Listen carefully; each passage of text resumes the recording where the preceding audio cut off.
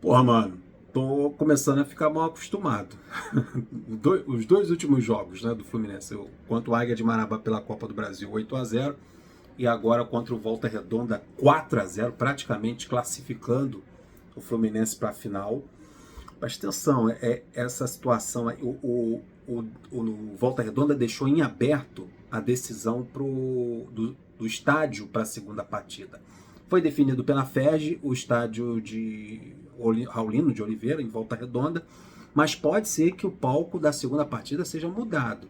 Volta Redonda vendo que tomou de 4-0, é um placar difícil de reverter, há possibilidade de eles levarem esse jogo para o Engenhão ou para o Maracanã, para arrecadar, porque aí o mando é do Volta Redonda. Toda a renda vai para os cofres dele. Então pode ser que mudem o local da segunda partida. Muito por causa desse resultado. Eles esperaram, deixarem aberto para ver quanto é que vai ser o primeiro jogo de ida. Tomaram um vareio de bola. O Fluminense, para mim, praticamente classificado para a final do Carioca, esperando o Vasco ou o Flamengo. Provavelmente o Flamengo, porque não existe um adversário lá do outro lado.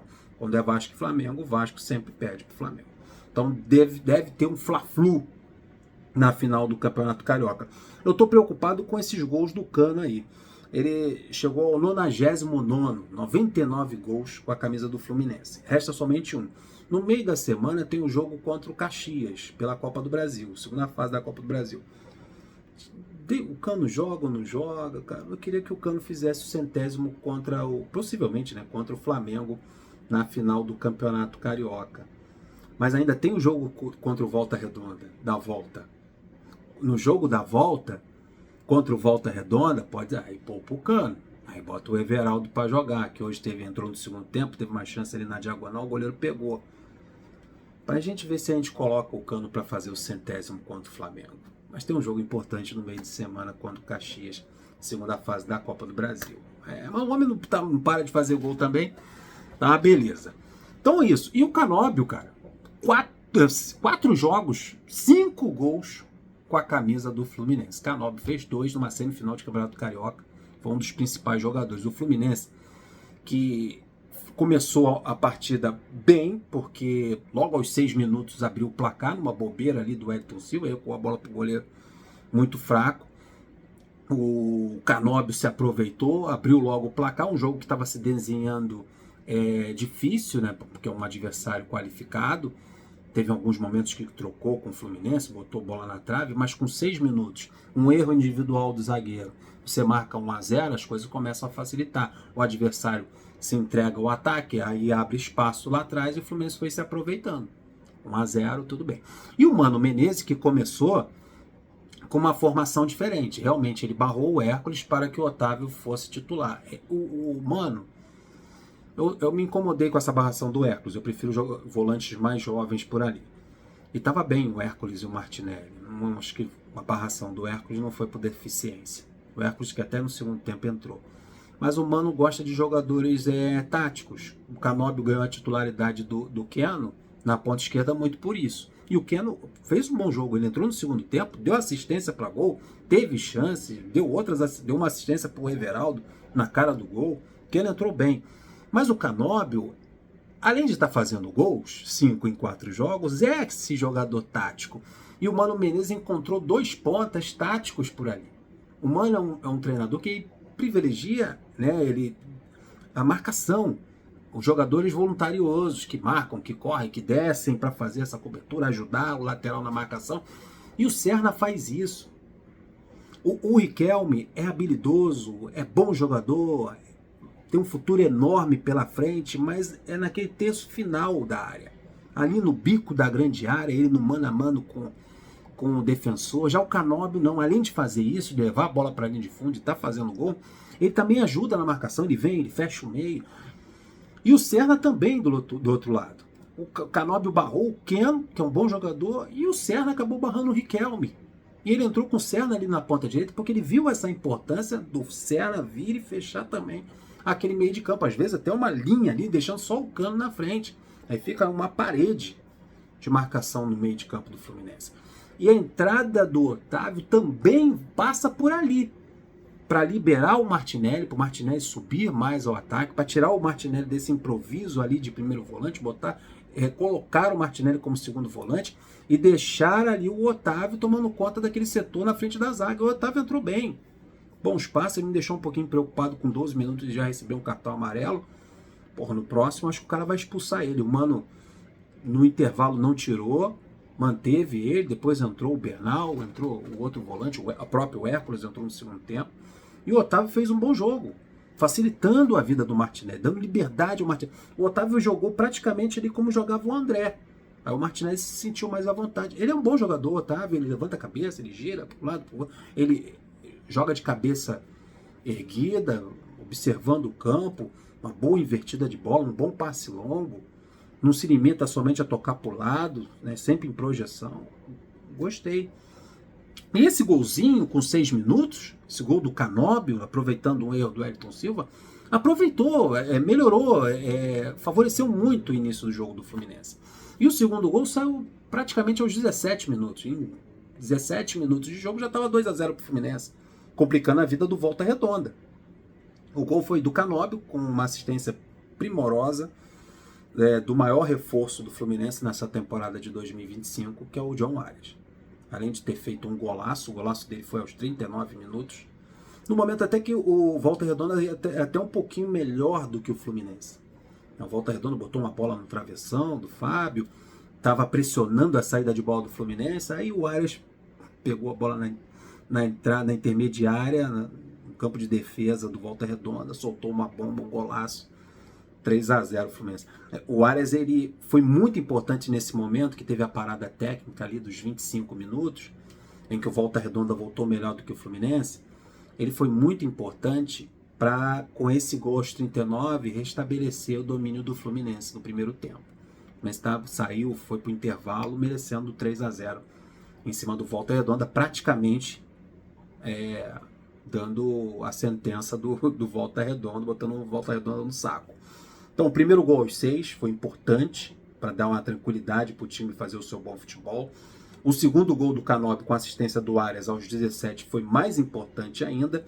E no momento em que o Volta Redonda era até melhor do que o Fluminense, um pouco melhor, o Arias fez um golaço aos 39 minutos. Ponto positivo do primeiro tempo, a dobradinha pelo lado direito do Serna com o Arias caindo ali pelo lado direito. Ele gosta de jogar ali pelo lado direito e se aproximando do Serna, muito bom. Jogadas saíram muito por ali. E o lado esquerdo com o Fuentes, com bons cruzamentos. O Fuentes ele é um jogador inteligente, é um jogador que você vê que tem cacuete de lateral, cruza bem. E o Canóbio pintando os canecos ali na ponta esquerda, incomodando os zagueiros. Muito bom.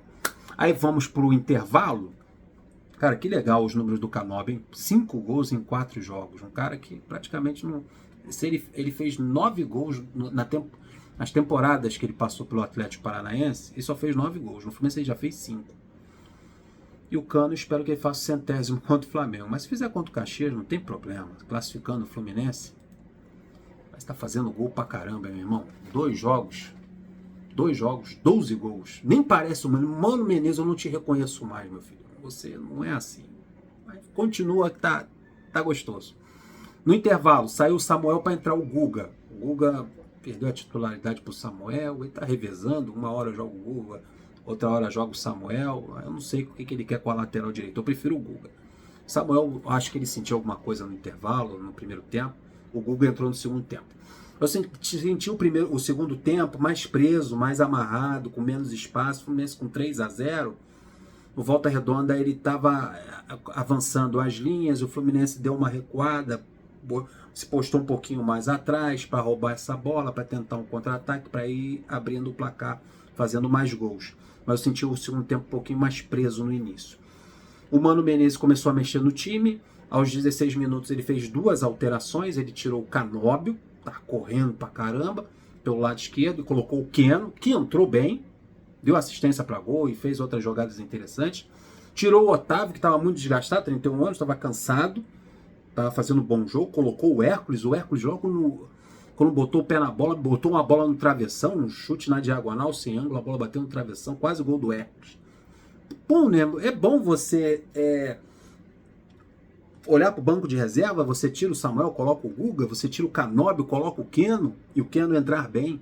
Você tira o Otávio, colocar o Hércules, que é mais jovem, que é bom jogador. É isso que a gente quer. Um elenco que, quando você faça alterações, o reserva substitua a altura e traga força para o time no segundo tempo. As alterações são feitas para mudar o time, são feitas para melhorar o time e muitas das vezes são feitas para dar mais gás, mais oxigênio para o time que quando ele está baixo. Então é muito bom, muito boas as alterações com o Hércules e com o Keno. É aquelas alterações 6 com meia dúzia, mas aquela meia dúzia reforçada. Aí aos 25 minutos do segundo tempo sai o gol do Cano. Uma assistência do Keno, o Cano deixa a bola passar, cai na direita dele, meu irmão, chutar cruzado. Saco. 99º, foi restando 1 para o 100º, 4-0 Fluminense. Aí aos 27, ele tira o Martinelli, coloca o Bernal. Aí essas duas alterações dele também eu gostei, principalmente a saída do Martinelli, que estava muito cansado, para a entrada do Bernal. Aí teve uma dobradinha ali do Bernal com o Hércules. Os dois volantes ali, novos, né? Um tem 21, são 9, na casa dos 20 anos, para segurar o Volta Redonda, para ter mais oxigênio no meio de campo. E saiu o Cano e entrou o Everaldo, que teve uma oportunidade, num passe, não sei se foi o Keno que deu passe para ele, na esquerda, e na diagonal chutou, o goleiro do Volta Redonda pegou com o pé. Aí o Fluminense, a partir disso aí, administrou o placar, Keno fez boas jogadas, e isso aí. 4-0 Fluminense, agora o Volta Redonda precisa igualar o placar, meter 4-0 também no Fluminense, porque tem a vantagem dos resultados iguais, porque eles terminaram em segundo e o Fluminense em terceiro. Eu acho muito difícil meter 4-0 no time do Fluminense. Ainda mais agora que o Fluminense começa a evoluir, a crescer de rendimento, fazer um bom futebol, né? Começa a se entrosar.